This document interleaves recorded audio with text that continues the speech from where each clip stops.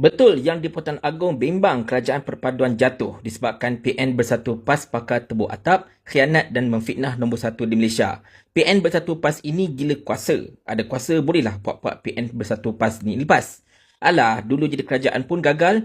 Inilah dalam sejarah PM Abah Kau disuruh letak jawatan sebagai PM oleh rakyat. Malunya mana nak simpan muka. Assalamualaikum warahmatullahi.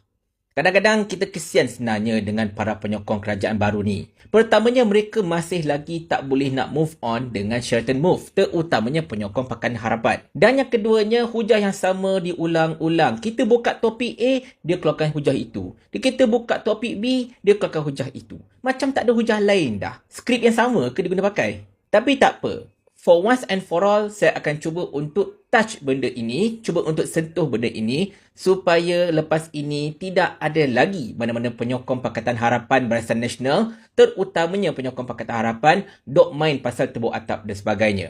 Pertamanya, tuan-tuan puan-puan sekalian, mereka ini tak layak langsung nak menyebut tentang tebuk atap. Baik Pakatan Harapan, baik Barisan Nasional. Lupa ke pada 16 September tahun 2008, hampir lagi hendak menjadi kenyataan kerajaan tebuk atap oleh Pakatan Rakyat pada ketika itu yang dipelopori oleh Anwar Ibrahim.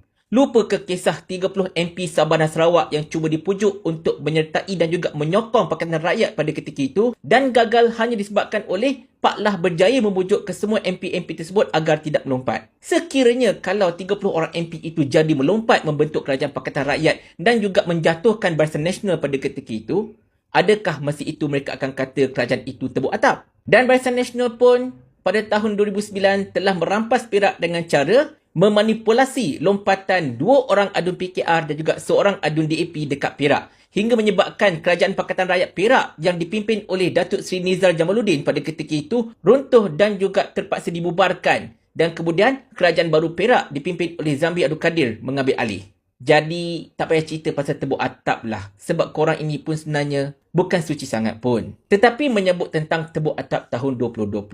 Sebenarnya, tuan-tuan perempuan sekalian, kejadian tebuk atap ini ataupun Sheraton Move ini tidak akan menjadi kenyataan dan tak akan berlaku sekiranya dalam Pakatan Harapan itu sendiri tidak berantakan. Ya, masing-masing menyalahkan Bersatu sebagai contohnya mengadakan pertemuan rahsia dengan ahli-ahli Parlimen PAS dan juga Barisan Nasional dekat Hotel Sheraton. Tetapi mereka lupa, apa penyebab utamanya? Antara penyebab utama yang boleh saya sebutkan kat sini ialah keterdesakan sesetengah pihak dalam Pakatan Harapan, terutamanya Parti Keadilan Rakyat, untuk menjadikan Anwar Ibrahim sebagai Perdana Menteri. Sentiasa ditekan-tekan untuk Dr. Mahathir pada ketika itu agar ingat pada janji untuk menyerahkan kuasa kepada Anwar Ibrahim sebaik saja beliau menjadi ahli parlimen sejurus dibebaskan daripada penjara dan juga mendapatkan pengampunan. Tetapi Tun Dr. Mahathir berulang kali kata, saya tak nak lepaskan jawatan, tunggulah habis terma, tunggulah 3 tahun. Tetapi mereka tetap menekan Tun Dr. Mahathir. Anda kena ingat, sehebat mana pun minda Tun Dr. Mahathir, beliau tetap seorang tua. Dan orang tua ini mudah merajuk. Dan bila Tun Dr. Mahathir merajuk, ambil engkau, dia letak jawatan Perdana Menteri, runtuh habis kerajaan Pakatan Harapan pada ketika itu. Dan ketika kerajaan itu telah pun terbubar, jadi tidak semestinya semua parti yang terlibat itu wajib kekal pada status quo. Mereka bebas untuk membuat pilihan masing-masing. Dan pada ketika itu, Yang di-Pertuan Agong telah memberikan ruang kepada setiap parti untuk mengemukakan calon dan juga memastikan calon mereka itu mendapat sokongan majoriti. Seandainya Pakatan Harapan gagal pada ketika itu, nak buat macam mana? Perikatan Nasional yang berjaya, gabungan Bersatu, PAS dan juga Barisan Nasional. Jadi, terbentuklah kerajaan di bawah pimpinan Tan Sri Muhyiddin Yassin pada 2020. Jadi sebenarnya, hujah tebuk atap ni tak payah nak berkira lah.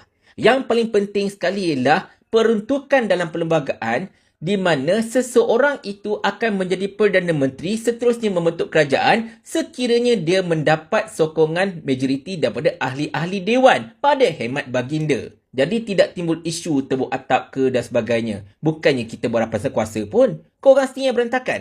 Dan sekarang ini pun kenapa Yang di-Pertuan Agong bertitah agar baginda berharap Anwar Ibrahim menjadi Perdana Menteri terakhir sebelum baginda pulang ke Pahang.